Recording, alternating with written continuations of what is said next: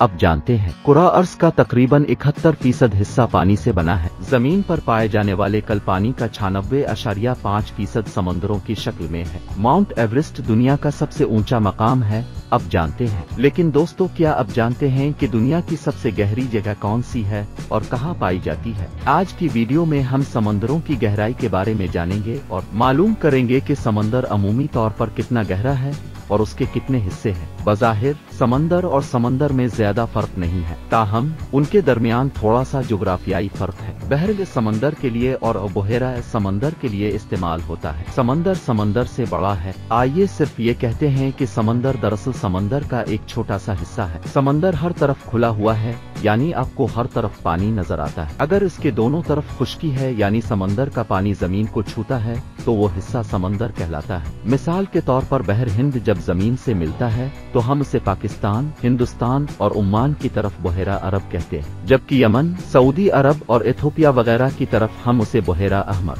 कहते हैं, यानी बुहेरा अहमर और बुहेरा अरब दोनों बहर हिंद का हिस्सा है। इसी तरह अगर समंदर का पानी खुश्की पर कहीं अपना रास्ता बनाता है और पानी तीन तरफ से खुश्की से घिरा हुआ हो तो उसे खलीज कहते हैं। मिसाल के तौर पर खलीज बंगाल और खलीज फारिस दोनों बहर हिंद से निकलते हैं। पुराने जमाने में समंदर की गहराई मापने के तरीके आज से मुख्तलिफ थे। वजन को अमूमन एक लंबी रस्सी से बांधकर समंदर में फेंक दिया जाता था और बाद में गीली रस्सी की लंबाई नापी जाएगी। आजकल समंदर की गहराई को मापने के दो तरीके सबसे अहम समझे जाते हैं। एक सोनार टेक्नोलॉजी है, आवाजों के जरिए गहराई की पैमाइश की जाती है। इसी आले से आवाज की लहरें बनती हैं, वो समंदर की तह से टकराती हैं और गूंज के तौर पर सतह पर वापस आती हैं। उस वक्त को नोट किया जाता है और फिर गहराई की पैमाइश की जाती है। दूसरा तरीका यह है कि रेडार और सैटेलाइट की मदद से समंदर की गहराई की पैमाइश की जाए। रेडार समंदर में बर्क़ी मकनातीसी लहरें भेजता है जो नीचे से टकराती हैं और वापस आती हैं।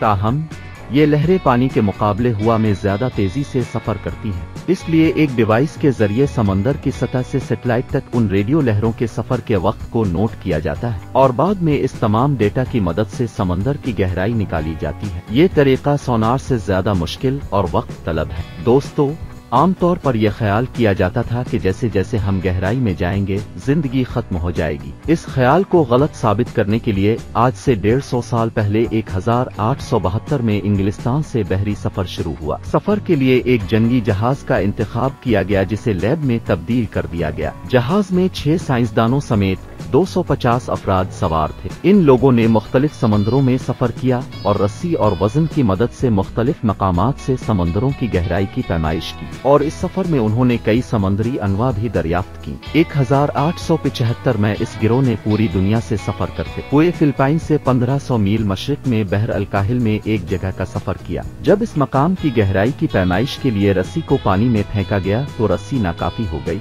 दोस्तों, इस जगह पर समंदर की तह के नीचे जमीन की टेक्टोनिक प्लेटें एक दूसरे के नीचे धंस गई, जिसकी वजह से ये समंदर में एक खाई बन जाती है। इसीलिए इस खास मकाम को मारियाना ट्रीनच का नाम दिया गया है। इस खंदक की गहराई 36,200 फुट 11 किलोमीटर है। इस खंदक के आखिरी नुक्ता को चैलेंजर डीप का नाम दिया गया है और ये हमारे सैयारे का सबसे गहरा नुक्ता समझा जाता है। मारियाना ट्रीनच की गहराई माउंट एवरेस्ट की बुलंदी से ज्यादा है। मारियाना खंदक की गहराई 36,200 फुट है, जबकि माउंट एवरेस्ट की ऊंचाई तकरीबन 29,000 फुट है। किसी भी समंदर की औसत गहराई 12,140 फुट है। बहरुल काहिल दुनिया का सबसे बड़ा और गहरा समंदर है जिसकी लंबाई 14,500 किलोमीटर है। मारियाना खंदक भी इसी में वाक़े है। मारियाना ट्रीनच के करीब तरीन जजीरा गुआम का जजीरा है। ये जजीरा अमेरिका के कंट्रोल में है। मारियाना ट्रीनच पर भी अमेरिका का इंतजामी इख्तियार है।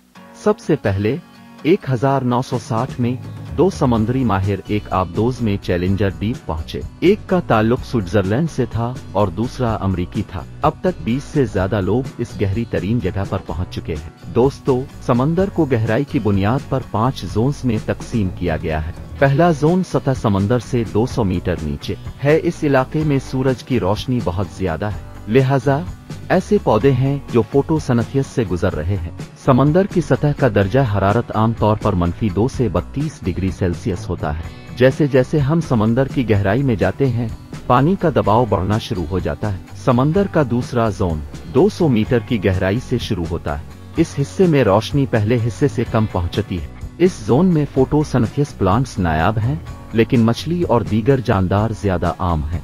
इस हिस्से में समंदर का दर्जा हरारत भी गिरना शुरू हो जाता है। तीसरा जोन 1000 मीटर से शुरू होता है और सूरज की रोशनी इस तक बिल्कुल नहीं पहुंचती। यहाँ कई किस्म की आबी अनवा हैं, जिनमें जेली फिश वगैरह शामिल हैं। 4000 मीटर के बाद समंदर का चौथा जोन शुरू होता है। इस हिस्से का पानी बहुत ठंडा है, यहाँ मुकम्मल अंधेरा है और पानी का दबाव बहुत ज्यादा है। इस जोन में जेर आब आतिश फिशा भी पाए जाते हैं। समुद्री मखलूक अलबत्ता यहाँ कम ही पाई जाती है। आखिरी पांचवा जोन गहरा जोन 6000 मीटर के बाद शुरू होता है। इस हिस्से में मारियाना खंदक पाई जाती है। यहाँ दबाव तेजी से बढ़ता है, इसलिए बहुत कम लोग इतनी गहराई तक पहुँच पाते हैं। समंदर हमें ऑक्सीजन फराहम करते हैं, वो कार्बन डाई ऑक्साइड को भी जज्ब करते हैं। वो मौसमियाती तब्दीली का सबब बनते हैं, बादल भी बारिश का सबब बनते हैं। समुद्री हयात मुख्तलिफ अद्वियात बनाने के लिए भी इस्तेमाल होती है और समंदर भी नक्ल व हमल के लिए इस्तेमाल होते हैं। समंदर का पानी इंसानी इस्तेमाल के लिए मौजू नहीं है, क्योंकि इसमें बहुत ज्यादा नमकियात होते हैं। ताहम इलाज के बाद इस्तेमाल किया जा सकता है।